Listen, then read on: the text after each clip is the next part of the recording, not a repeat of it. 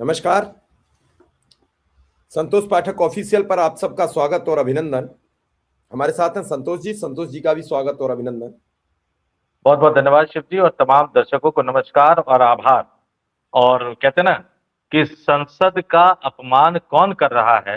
मैं थोड़ा सा शिव जी समय लूंगा ये दर्शकों को जानकारी कि पहले आपने रेल बजट को खत्म किया, उसको आपने आम बजट में समाहित कर दिया और अब हालत ये हो गई है कि संसद का अपमान करके जब संसद का बजट सत्र शुरू होने वाला है जनवरी के आखिरी दिन में, उससे पहले ही आपने दिसंबर के महीने में रेल का किराया बढ़ा दिया है। तो ट्रेन टाइम पर चलती नहीं है, स्पेशल ट्रेन के नाम पर आपको लूटा जा रहा है, विशेष और प्रीमियम ट्रेनों के नाम पर आपको लूटा जा रहा है, फिर भी आपको टिकट मिलेगा नहीं। तत्काल के टिकट पर दलाल कब्जा कर लेते हैं और अब संसद की संप्रभुता को धत्ता बताते हुए सरकार ने बजट सत्र से एक महीने पहले जो है वो रेल का किराया बढ़ा दिया है। तो बाकी आप पूछिएगा मत, क्योंकि पूछेंगे तो आप देशद्रोही हो जाएंगे, पूछेंगे तो आप हिंदू विरोधी हो जाएंगे। तो बाकी आप मस्त रहिए। और शिव जी आज तो मैं दर्शकों से भी कहूंगा, कब तक आप इस तरह के डबल स्टैंडर्ड को झेलते रहेंगे। कुछ लोग आवाज उठा रहे हैं, शिव कुमार मिश्रा, संतोष पाठक जैसे लोग आवाज उठा रहे हैं, आप साथ ही नहीं दे रहे। आपको करना कुछ नहीं, आपको दो चार लोगों तक वीडियो बढ़ाना है, आपको हमारे प्लेटफॉर्म को सब्सक्राइब करके हमारी बातों को लोगों तक पहुंचाना है। आप उतना भी करने को तैयार नहीं है तो अपनी जेबें ढीली करते रहिए, लुटते रहिए। हम तो मैदान में उतर चुके हैं, आप साथ दे या ना दे, लेकिन आप पर कोई फर्क नहीं पड़ता है। एक बार फिर एक डबल स्टैंडर्ड की कहानी लेकर आया हूं, जिनके लाखों कार्यकर्ता, करोड़ों कार्यकर्ता घर घर जाकर कहते थे भैया सरकार बना दो, उनकी हिंदू राष्ट्र लाना है, हिंदुओं को बचाना है। और आप आज उन्हीं संगठन के मुखिया अपना पल्ला झाड़ रहे हैं कि ना ना ना ना ना, उनसे तो हमारा कोई लेना देना नहीं है। अब क्यों पल्ला झाड़ रहे हैं? घर घर जाकर वोट आप मांगते हो, सरकार बनाने के लिए मुहिम आप चलाते हो, राम मंदिर आंदोलन को राजनीतिक आंदोलन आप बनाते हो, पूरे देश में घूम घूम कर, प्रवास कहते हैं, पूरे देश में घूम घूम कर हिंदू मुसलमान का माहौल आप बनाने की कोशिश करते हो। और जब जनता लुट रही है, पिस रही है, तस्वीरें आने वाली है, वीडियो आने वाले हैं, तो आप पल्ला झाड़ लेते हो कि ना ना, हमारा उनसे कोई लेना देना नहीं। किसने बोला, कैसे बोला, इस स्टोरी को तथ्यों के साथ आपके सामने रखेंगे। हमेशा की तरह शुरुआत शिव जी करेंगे और मैं गुस्से के साथ बोल रहा हूं क्योंकि वाकई में गुस्से में हूं। आप इस तरह से किराया बढ़ा देंगे, मतलब लूट की खुली छूट है। लूट की खुली छूट एक तरह से मिल गई है, कोई कहने वाला नहीं, कोई सुनने वाला नहीं, कोई पूछने वाला नहीं। ट्रेन 15-15 घंटे, 16-16 घंटे लेट चल रही है। आप शिकायत कीजिए कि ट्रेन लेट चल रही है, तो वहां बैठा हुआ कंप्यूटराइज सर्वर पर बैठा हुआ आदमी कहेगा पीएनआर नंबर और मोबाइल नंबर दो। अरे भैया, तुम्हारे अंदर कम्युनिकेशन की कमी है क्या? उसने कहा ट्रेन लेट चल रही है, अपने सिस्टम से पता करो ट्रेन लेट चल रही है कि नहीं चल रही है, और ट्रेन लेट चल रही तो रिप्लाई कर दो। पूरे ट्रेन के लेट चलने में एक व्यक्ति के पीएनआर नंबर और मोबाइल नंबर आपको क्यों चाहिए? क्योंकि आपके आदमी जाकर परेशान करे।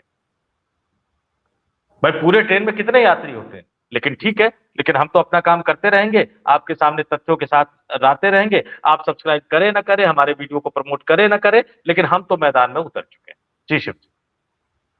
बात आपकी ठीक है और ठीक बात ही जनता तक पहुंचाने का हमारा उद्देश्य ये नहीं है हम किसी को ठेस पहुंचाएं, हम किसी की भावनाओं से खिलवाड़ करें। अब आज आरएसएस प्रमुख ने कोलकाता में एक सेमिनार था, उसमें बोल रहे थे और उसमें उन्होंने बड़ी बड़ी लंबी बातें फेंकी। भाजपा की, आरएसएस की तुलना भाजपा से ना करने की उन्होंने सलाह दे दी। उन्होंने कहा कि जो हमारे 1 लाख से ज्यादा हम लोग सैनिक की ड्रेस में रिहर्सल करते हैं तो हमें कोई आर्मी मत मान लीजिए। हमारे लोग लोगों की भलाई के लिए उतरते हैं मैदान में, ये हमारा एक अलग दायरा है। एक टाइम हमारा देश में कुछ नहीं था, आज हम पूरा देश हमको सुनता है, पूरा देश हमें फॉलो करता है, पूरा देश हमारी बातों पर चलने को तत्पर है। कुछ लोग हैं जिनकी हमने राजनीतिक दुकानें बंद करा दी हैं, वो दिनों रात हमें गलत सलत जाने क्या क्या बताते हैं। तो क्या आरएसएस प्रमुख को कहीं ये लगने लगा कि अगर भाजपा की दुकान बंद हुई तो होगी, हमारी दुकान पर भी कहीं शटर न पड़ जाए? तो पहले से कहने लगे कि भैया हमारी तुलना बीजेपी से मत करिए, बीजेपी अपना कुकर्म कर्म, अच्छे कर्म सत्कर्म जो करती है उसका पाप प्रायश्चित बीजेपी भोगेगी, हम जो करते हैं उसके हम जिम्मेदार हैं। हम कहीं भी आपदा हो, कहीं पे विपदा हो, कहीं पे कुछ हो, हमारे स्वयंसेवक सबसे अग्रणी भूमिका निभाते हैं। और जो हम रिहर्सल करते हैं ड्रेस में सैनिक की में, तो हमें किसी आर्मी से तुलना मत कर दीजिए। आखिर ये सब बातें सार्वजनिक मंच पर आरएसएस प्रमुख मोहन भागवत को क्यों कहनी पड़ी? सवाल नंबर 1। और सवाल नंबर 2, जब बीजेपी के संगठन के नेता का भी चुनाव बिना आरएसएस की सहमति के नहीं हो सकता, तो बीजेपी आरएसएस प्रमुख क्यों कह रहे हैं कि हमारी तुलना मत कीजिए? उन्होंने कहा हो सकता है कि हमारे आरएसएस के कुछ लोग वहां मंत्री हो, सरकार में हो, सत्ता में हो। इसका मतलब ये नहीं है कि हमारा बीजेपी पर हस्तक्षेप है। क्या कहीं कुछ ऐसा कॉन्ट्राडिक्ट तैयार हो रहा है, आपसी मतभेद तैयार हो रहे हैं, या आपसी नाराजगी है, या फिर राष्ट्रीय अध्यक्ष बिना बीजेपी ने आरएसएस की सलाह मशविरा के घोषित कर दिया, और जिसे आने वाले टाइम में राष्ट्रीय कार्य समिति की बैठक में उसे राष्ट्रीय में कन्वर्ट कर दिया जाएगा, क्योंकि अब तो उन्होंने अपना राज्य सरकार में जो मिनिस्टर थे वहां से इस्तीफा दे दिया, तो ये बात तय हो गई। आने वाले टाइम में वो विधायकी से अभी इस्तीफा नहीं देंगे। जो खबरें लगातार चल रही हैं, वो कम से कम साल 2 साल अभी विधायक रहेंगे, और जब विधायक रह लेंगे तब ठीक नितिन गडकरी के तरह वो हल्के से इस्तीफा देंगे और राज्यसभा में आ जाएंगे। लेकिन कांग्रेस के एक नेता हैं जो छत्तीसगढ़ के मुख्यमंत्री रह रहे हैं, वो बड़े खुश हैं।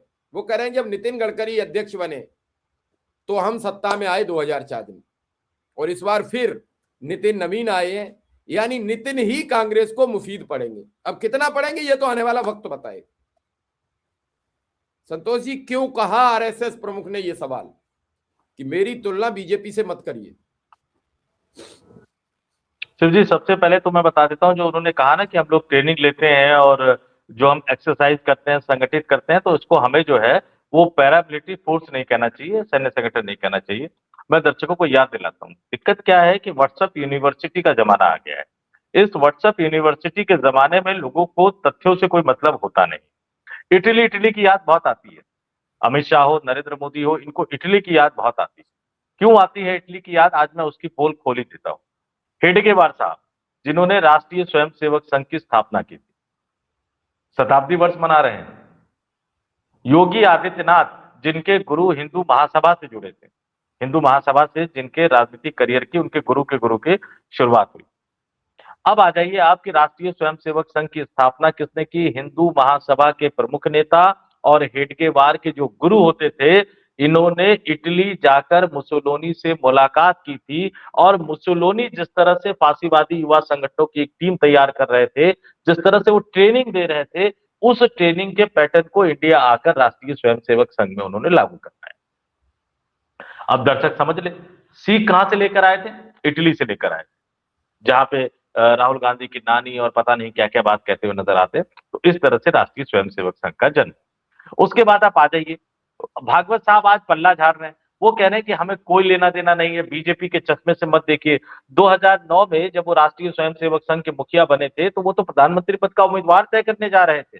लालकृष्ण आडवाणी भागे भागे गए थे नागपुर। शिव जी, प्रधानमंत्री पद के कैंडिडेट बनने के लिए लालकृष्ण आडवाणी 2009 में भागे भागे गए थे, वहां पर प्रेजेंटेशन दिया था। बाद में जब दिल्ली आए तो आडवाणी को हटाने के लिए एक इंटरव्यू दिया, प्रेस कॉन्फ्रेंस उन्होंने किया, और उस समय शिव जी, मैं बड़ी ही जिम्मेदारी के साथ बता देता हूं कि भाजपा को नए राष्ट्रीय अध्यक्ष की जरूरत थी। 2 बयान मोहन भागवत ने दिए थे। 2 बयान मोहन भागवत ने दिए थे कि जब कैंसर स्टेज 4 में पहुंच जाता है तो फिर सामान्य इलाज से काम नहीं चलता, सर्जरी की जरूरत होती है। भारतीय जनता पार्टी को सर्जरी की जरूरत है, और उन्होंने कहा कि D4, और मैं याद दिला दूं D4 में कौन कौन हुआ करते थे? आडवाणी गुट के नेता अरुण जेटली, सुषमा स्वराज, वेंकैया नायडू, अनंत कुमार। उन्होंने कहा कि इन चारों नेताओं को छोड़कर किसी और को बीजेपी का राष्ट्रीय अध्यक्ष बनाया जाना चाहिए। पहले मनोहर पर्रिकर लेकर आए, वो बयान को लेकर विवादों में आए, आडवाणी अड़ गए, फिर नितिन गडकरी को वो लेकर आए। तो भैया, आपको बीजेपी से 2025 में कोई लेना देना नहीं है, लेकिन 2009 में आपको प्रधानमंत्री पद का उम्मीदवार तय करना था। 2009 का लोकसभा चुनाव पूरी तरह से हारने के बाद आपको याद आ रही थी कि बीजेपी की सर्जरी करनी पड़ेगी। फिर आपको याद आ रहा था कि नहीं, दिल्ली में बीजेपी का कोई अध्यक्ष नहीं बनना चाहिए। फिर आप अपने पिटारे से कोहिनूर का हीरा ढूंढ कर लाए आप नितिन गडकरी के रूप में। उससे पहले आप मनोहर पर्रिकर को भेजना चाहते थे राष्ट्रीय अध्यक्ष बनाकर। ये 2009 की बात बता रहा हूं। फिर 2012-13 में आपने पूरी कोशिश की कि भाई नरेंद्र मोदी प्रधानमंत्री पद के उम्मीदवार बने, क्योंकि आपके पास कोई और चेहरा नहीं था। फिर आडवाणी ने जब इस्तीफा दे दिया तो आडवाणी को मनाने के लिए मोहन भागवत उनके घर पर क्यों गए? जो भारतीय जनता पार्टी के संस्थापक थे लाल कृष्ण आडवाणी, उन्होंने नरेंद्र मोदी को चुनाव प्रचार अभियान समिति का मुखिया गोवा में चुने जाने के बाद भारतीय जनता पार्टी के सभी पदों से प्राथमिक सदस्यता से इस्तीफा दे दिया था। क्यों जो है वो मोहन भागवत मनाने गए? और क्यों पिछले 3 वर्षों से भारतीय जनता पार्टी के अध्यक्ष पद को लेकर अड़े हुए हैं? क्यों वो भारतीय जनता पार्टी के सामने एक के बाद एक शर्तें थोप रहे हैं और अब वो भारतीय जनता पार्टी से पल्ला झाड़ रहे हैं? वो कह रहे हैं कि संघ को बीजेपी के चश्मे से ना देखा जाए। तो आपके जो करोड़ों कार्यकर्ता घर घर जाकर बीजेपी के लिए वोट मांग रहे थे, उनके साथ क्या करना चाहिए? उनको क्या जवाब देना चाहिए भैया? हम संघ को बीजेपी के चश्मे से ना देखें, बीजेपी वाले कहे कि आप बीजेपी को संघ के चश्मे से ना देखें, और दोनों एक दूसरे के साथ सत्ता की जो सत्ता का जो सुख है वो भोगते हुए नजर आए। ये सवाल तो उठेगा अपने आप में। और ये सवाल क्यों उठेगा? बड़ी चीजें कैसे एक दूसरे से जुड़ी होती है उसको समझ लीजिए। कल मैंने कहा था ना कि एप्स्टीन की फाइल में खेला हो गया है। 119 पेज जो है वो ब्लैकआउट कर दिए गए थे शिव जी। अब खबर आ रही है कि ट्रंप की जो फोटो थी यौन अपराधी के साथ, उन फोटो को गायब कर दिया।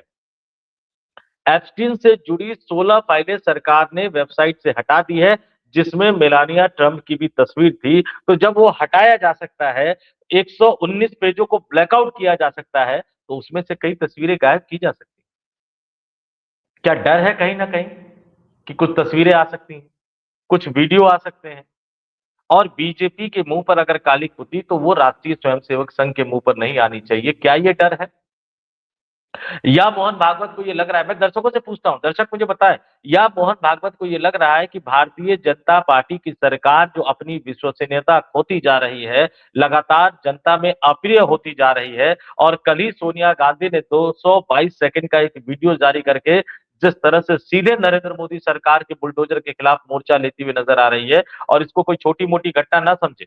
मैं लगातार इस बात को कह रहा हूं कि नरेंद्र मोदी प्रधानमंत्री 2024 में इसलिए बन पाए क्योंकि कांग्रेस की कमान राहुल गांधी के हाथ में थी। अगर सोनिया गांधी के हाथ में होती तो नरेंद्र मोदी फिर से प्रधानमंत्री ना बन पाते शिव जी। अब जो लोग कहेंगे उनको याद दिला दो, गोधरा के दंगे के बाद रामविलास पासवान की राजनीतिक हैसियत कितनी थी? सोनिया गांधी की राजनीतिक हैसियत कितनी थी? हिंदी पढ़नी नहीं आती थी, टूटी फूटी भाषा में हिंदी में भाषण देती थी, रोमन लिपि में पढ़ा हुआ हिंदी का भाषण पढ़ती थी। और दूसरी तरफ कौन थे? अटल बिहारी वाजपेयी, जिनके शब्दों पर पकड़ को लेकर कोई चैलेंज नहीं कर सकता शिव जी। मां सरस्वती का आशीर्वाद उनको प्राप्त था। लेकिन सोनिया गांधी पैदल चली गई रामविलास पासवान के घर पर, और यही मोदी उस समय मुद्दा थे। रामविलास पासवान अटल बिहारी वाजपेयी सरकार में मंत्री थे। उन्होंने कहा कि नरेंद्र मोदी को आप हटाइए मुख्यमंत्री पद से, नहीं तो देश के अल्पसंख्यकों में, मुसलमानों में गलत संदेश जाएगा। अटल बिहारी वाजपेयी कोशिश करके भी हटा नहीं पाए, और रामविलास पासवान ने सरकार से इस्तीफा दे दिया। सोनिया गांधी पैदल गई, और टूटी फूटी हिंदी बोलने वाली सोनिया गांधी ने 2004 के लोकसभा चुनाव में कई दशकों तक देश की राजनीति में अग्रिम महत्वपूर्ण भूमिका निभाने वाले अटल बिहारी वाजपेयी को चुनाव हराकर सत्ता से बाहर कर दिया। तो सोनिया गांधी का राजनीति के मैदान में उतरना, ये कहीं ना कहीं खलबली मचाता हुआ नजर आ रहा है। और फिर यहीं से सवाल, यहीं से कई तरह के सवाल उठने शुरू हो जाते हैं। खुद मोहन भागवत क्या कह रहे हैं कि संघ जो है एक सर्विस ऑर्गेनाइजेशन भर नहीं है। अरे भैया, नरेंद्र मोदी साहब ने तो लाल किले की प्राचीर से बता दिया कि संघ एक प्रकार का एनजीओ है, बताया था शिव जी। तो इसमें से कौन सा डर है जिस डर की वजह से मोहन भागवत अब भारतीय जनता पार्टी से पल्ला झाड़ते हुए नजर आ रहे हैं, ये कहते हुए कि संघ को बीजेपी के चश्मे से देखना गलत है। आगे वो ये भी कहते हैं कि एक्सरसाइज करने का मतलब यह नहीं कि किसी पर हमले की योजना बना रहे हैं, तो उस एक्सरसाइज का पैटर्न उस तरह से क्यों रखा गया? और संघ के नेता का, हिंदू महासभा के नेता का उस जमाने में देश की आजादी से पहले इटली जाने का क्या मतलब था? लोग आज सवाल उठाते हैं कि भाई राहुल गांधी क्यों जाते हैं विदेश, क्यों जाके विदेश में मिलते? आप ही बता दीजिए। भाई महात्मा गांधी भी मिले थे मुसोलिनी से, लेकिन आपके नेता का, आपके संस्थापक के गुरु का इटली जाकर उस जमाने में इटली के तानाशाह मुसोलिनी से मिलने का क्या मतलब? इतिहास, अब चीजें निकलकर सामने आ रही है सिर्फ, चेहरे पे, चेहरे का जो सच है वो धीरे धीरे निकलकर सामने आ रहा है। और इसलिए बौखलाहट में अब पल्ला झाड़ रहे हैं। इंतजार कीजिए, हो सकता है कल को बीजेपी का कोई नेता बयान दे दे कि भाई बीजेपी को आप आरएसएस के चश्मे से क्यों देखते हैं, बीजेपी अलग है, आरएसएस अलग है। ये बयान भी आने वाले दिनों में आ सकता है।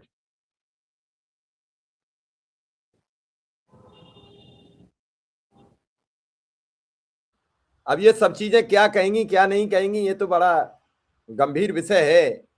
लेकिन वो कहते नहीं कोई मौके पर पकड़ा गया, तो आरएसएस प्रमुख का ये बयान मौके पर पकड़ा गया है। आप अपनी तुलना सेना से भी नहीं करोगे, ऑर्गेनाइजेशन से भी नहीं करोगे। तो प्रधानमंत्री ने कह दिया कि वो कोई संगठन थोड़ी है, वो तो एक एनजीओ है। अब ये तय नहीं हो पा रहा है कौन किसकी बखिया उधेड़ रहा है, कौन किसको नीचा दिखा रहा है, कौन किसको घेर रहा है। ये चीजें भी तय होने का वक्त आ गया है कि तय हो जाए कि कौन किसको लपेट रहा है, कौन किसको छोड़ रहा है। आज आरएसएस प्रमुख का बयान देखो, फिर बीजेपी के अध्यक्ष का निर्माण देखो, फिर योगी जी का बयान देखो, मोदी जी का बयान देखो, फिर अन्य राज्यों के मुखियाओं का बयान देखो। इधर सोनिया गांधी ने कल खुलेआम चुनौती दे दी है। अब इधर क्या सोनिया की चुनौती से घबरा कर आरएसएस ये कह रहा है कि मेरा बीजेपी के कर्मों से कोई लेना देना नहीं है। संतोष जी, वही तो चीजें आ रही हैं। आप ये देखिए, पूरी तरह से मैं बता देता हूं जरा कि भागवत साहब ने कोलकाता में साइंस सिटी सभागार में राष्ट्रीय स्वयंसेवक संघ के शताब्दी समारोह के उपलक्ष्य में आयोजित कार्यक्रम में क्या कहा, और ये बाकायदा आप ध्यान से देखिए, ये दैनिक भास्कर की हेडलाइन है। तो सबसे पहले मैं बता दूं कि हम तथ्यों पर बात कर रहे हैं, पूरी खबर दैनिक भास्कर के नहीं दिखाएंगे, लेकिन हर तरफ ये खबर छपी हुई है। तो हम तथ्यों के आधार पर ये बातें कर रहे हैं और तथ्यों के आधार पर आपके सामने रख रहे हैं कि राष्ट्रीय स्वयंसेवक संघ के मुखिया सरसंघचालक मोहन भागवत ने किस तरह से भारतीय जनता पार्टी से पल्ला झाड़ा है, यह कहते हुए कि संघ को बीजेपी के चश्मे से देखना गलत है। एक्सरसाइज करने का मतलब यह नहीं है कि किसी पर हमला करने की योजना बना रहे हैं। शिव जी, इसको हटा सकते हैं। मैं भागवत साहब का पूरा बयान एक बार पढ़ देता हूं। कोलकाता में आयोजित समारोह में क्या कह रहे हैं कि संघ जैसा कोई दूसरा संगठन नहीं है। अगर आप संघ को तुलनाओं के माध्यम से समझने की कोशिश करेंगे तो इसमें केवल गलत फहमियां ही पैदा होंगी। भाई, ये समाज तुलना के माध्यम से ही समझता है। शिव जी, आप कहते हैं कोई इंसान अच्छा है कोई इंसान बुरा है, कैसे कहेंगे कोई अच्छा है कोई बुरा है?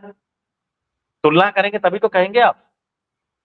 हम खाना खाते हैं, मान लीजिए हमने चावल और दाल खाया, अब चावल दाल अच्छा बना है या चावल दाल खराब बनी है, जब आप तुलना करेंगे तभी तो आपको पता लगेगा कि कौन सी चावल दाल अच्छी है कौन सी चावल दाल खराब है। तो ये समाज को उल्टा घुमाने का काम कर रहे हैं। आगे वो क्या कह रहे हैं कि भाई तुलनाओं के माध्यम से समझने की कोशिश करेंगे तो केवल गलतफहमियां ही पैदा होंगी, तो समाज सोचेगा कैसे? संघ के कई स्वयंसेवक विभिन्न क्षेत्रों में कार्यरत है, कुछ राजनीति में है और कुछ सत्ता के पदों पर है। इसलिए बहुत लोगों की ये प्रवृत्ति रहती है कि संघ को बीजेपी के द्वारा समझना, ये तो ये बहुत ही बड़ी गलती होगी। अब जरा बता दीजिए कि संघ के जो स्वयंसेवक सत्ता में बैठे हुए हैं उनसे हम संघ को ना समझे, संघ के जो कुछ स्वयंसेवक है जिन पर कई तरह के गंभीर आरोप लगते हैं उनसे हम आरएसएस को ना समझे, संघ के नेताओं के कई विवादास्पद बयान आते हैं उनसे हम आरएसएस को ना समझे, तो भैया आरएसएस को समझे किससे? सपना देख के आरएसएस को समझ जाए? आरएसएस से जो लोग निकल रहे हैं उन लोगों की हरकत से ही तो आप आरएसएस को समझोगे ना, उन लोगों की हरकत से ही तो आप आरएसएस को जानोगे ना। आगे देखिए कि संघ को समझने के लिए संघ को स्वयं देखना, उसका प्रत्यक्ष अनुभव करना और उसे महसूस करना आवश्यक है। इसे केवल बाहर से देखकर नहीं समझा जा सकता, क्योंकि हर कोई इसे अपने अपने नजरिए से देखता है। हम बाहर से देख कहां रहे हैं, हम तो संघ के स्वयंसेवक नरेंद्र मोदी को देख रहे हैं, हम तो संघ के स्वयंसेवक मनोहर लाल खट्टर को देखते हैं, हम तो संघ के स्वयंसेवक उन लोगों को देखते हैं जिन पर भ्रष्टाचार और कई तरह के गंभीर आरोप लगे हैं। भाई, उसका जवाब तो देना चाहिए ना, आपकी पाठशाला से निकले। और जिन जिन नेताओं के चुनाव प्रचार में आपके स्वयंसेवक उतरते हैं, जिनके लिए वोट मांगने जाते हैं, हम तो उनके प्रदर्शन से संघ को देखेंगे। हम देखेंगे कि आरएसएस के स्वयंसेवक जिस विधायक चुनाव में विधायक का चुनाव प्रचार करते हैं, सांसद के चुनाव में सांसद का चुनाव प्रचार करते हैं, वो विधायक वो सांसद कितने करप्ट है, कितने भ्रष्टाचारी हैं, अपने इलाके में काम कर रहे हैं नहीं कर रहे हैं, हम तो उससे देखेंगे। हम तो इससे देखेंगे कि संघ से निकला हुआ एक स्वयंसेवक जो देश का प्रधानमंत्री बना है, 11 साल से जब जब वो कहता है कि मैं ये कदम इस देश की आम जनता के हित में लेकर आया हूं, आम जनता को इससे फायदा होगा, तब तब मेरे दिल में डर बैठ जाता है कि एक बार फिर से आम जनता की जेब ढीली होने वाली है। बचत उत्सव चलाया था ना जीएसटी वाला शिव जी, पहले जीएसटी को क्रांतिकारी बताया, जेबें ढीली होनी शुरू हो गई। फिर बचत उत्सव आया, जेबें ढीली होनी शुरू हो गई। अब बजट आने वाला है, रेल का किराया पहले ही बढ़ा दिया। टैक्स घटता है, उससे पहले ही चीजों को बढ़ा देते हैं। 11 साल हो गए, अब तक इनको पेट्रोल और डीजल को ये जीएसटी के दायरे में लेकर नहीं आए। पिछले 11 साल में जब-जब इन्होंने सस्ता देने की बात की, अब 2-4 बार रैली में वाई-फाई सस्ता देने की बात कर चुके हैं ना, मोबाइल कंपनियां लगातार रेट बढ़ाए जा रही है, बढ़ाई जा रही है, बढ़ाई जा रही है, फिर 20% बढ़ोतरी की बात सुन के निकल के सामने आ रही है। ना आपका होम लोन घट रहा है, ना आपका शिक्षा पे बजट घट रहा है, शिक्षा पे जो खर्च हो रहा है वो घट रहा है, ना स्वास्थ्य पे जो खर्च हो रहा है वो घट रहा है। केबल से छुटकारा मिला, डीटीएच लेके आए तो डीटीएच वाले अपनी मनमानी पर उतर गए, चाहे वो टाटा स्काई हो, एयरटेल हो, जिसकी जब मर्जी आती है जितना बढ़ा देता है। ब्रॉडबैंड वाले अपनी मनमानी पर उतर गए हैं, मोबाइल कंपनियां मनमानी पर उतर गई है, चाहे वो एयरटेल हो, चाहे वो वोडाफोन हो, वो अपनी मनमानी पर उतर गई है। और आजकल तो एक नया बवाल इन्होंने खड़ा कर दिया है, अरावली पर्वत जो कई राज्यों में से निकलता है, जो राजस्थान के उपजाऊ इलाकों को बंजर होने से बचाता है, जो हरियाणा को, जो दिल्ली को, जो पश्चिमी उत्तर प्रदेश को बचाता है, उस अरावली पर्वत को लेकर इन्होंने हलफनामा दे दिया कि भैया 100 मीटर की जो ऊंचाई होगी, वही पर्वत का हिस्सा माना जाएगा। उससे नीचे यानी 99 मीटर, 98 मीटर, 97 मीटर अरावली पर्वत का हिस्सा नहीं माना जाएगा, यानी इसमें खनन हो जाए। और बड़ा दिलचस्प, ये किसी को नहीं पता कि सिर्फ 8-9% जो है शिव जी, अरावली पर्वत का हिस्सा वही 100 मीटर से ऊपर है, बाकी तो सब नीचे ही है। तो पूरा का पूरा पहाड़ खोद दो। हम वैसे ही दिल्ली वाले, एनसीआर वाले प्रदूषण से त्रस्त है। जैसे ही वो अरावली पर्वत खत्म हो जाएगा, उसके बाद ना दिल्ली का मौसम बचेगा, ना हरियाणा का, ना पश्चिमी उत्तर प्रदेश का। और यहाँ की जमीनों की हालत तो, जो इस देश का पेट भरते हैं हरियाणा के किसान और पश्चिमी उत्तर प्रदेश के किसान, वहाँ की जमीन, कल्पना कर लीजिए शिव जी कि वहाँ की जमीन अगर बंजर हो जाएगी, वहाँ खेती नहीं होगी, तो क्या हालत होगी इस देश की? क्या हालत होगी इस देश की? अजीब-अजीब से फैसले करते हैं, और जब इतिहास ये तय करता है कि आपके ने क्या किया और आपको लगता है कि स्थितियाँ बदलने वाली है और कोई नई वैकल्पिक सरकार आएगी, तो उसका झंडा सबसे पहले आरएसएस पर चलेगा। आप ये देखिए, राहुल गांधी का एक बयान आता है।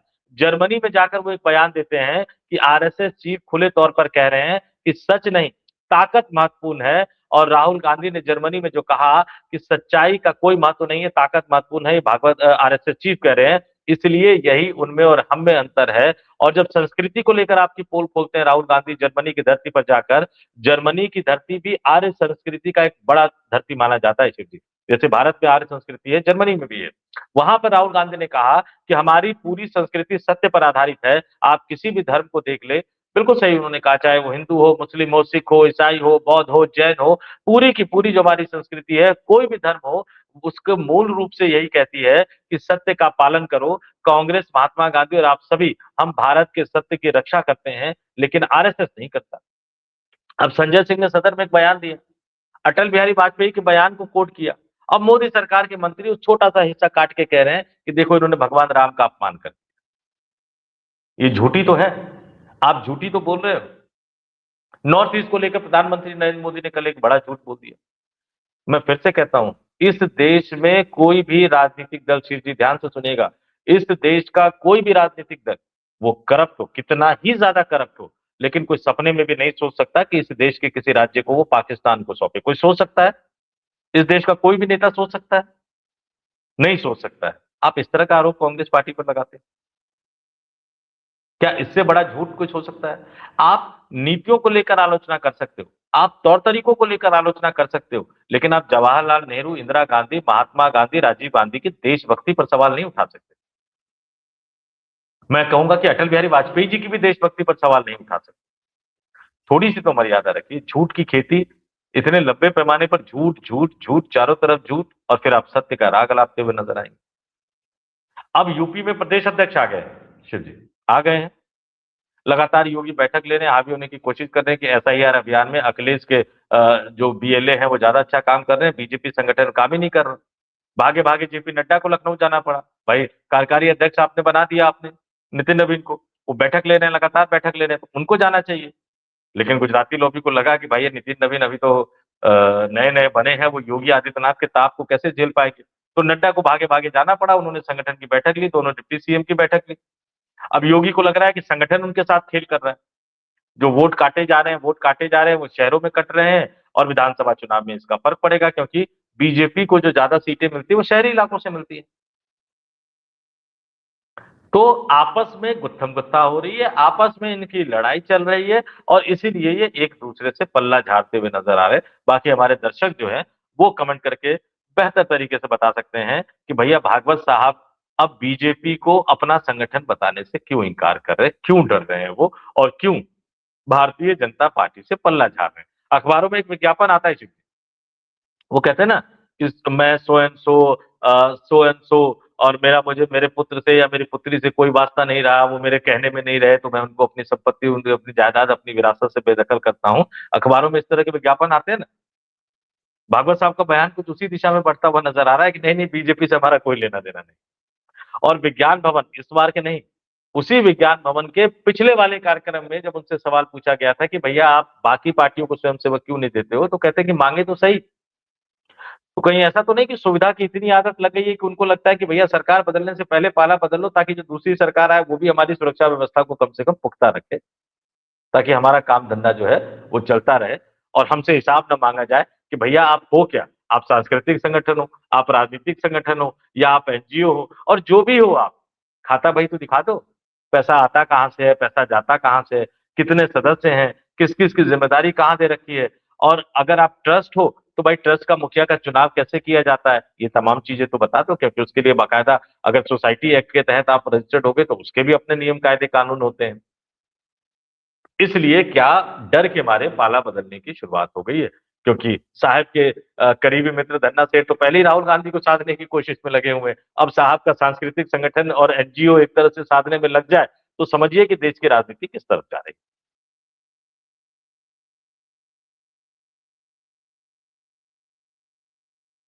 आपकी आवाज शिव जी। फिलहाल तो इंतजार करना पड़ेगा इस पूरी खबर पर कि अगला आरएसएस प्रमुख का बयान क्या आता है। कहीं वो ये न कह दें कि बीजेपी से हमारा कोई लेना देना नहीं है, हम तो कांग्रेस के साथ मिलकर चुनाव लड़ेंगे। एक बार वो कह भी चुके थे बीच में कि कांग्रेस से भी हमारी कोई नाराजगी नहीं है। तो फिलहाल इसका इंतजार करेंगे, तब तक इस खबर से हम विदा लेंगे। संतोष पाठक जी का और सभी दर्शकों का बहुत बहुत आभार, बहुत बहुत धन्यवाद। बहुत बहुत धन्यवाद तमाम दर्शकों को।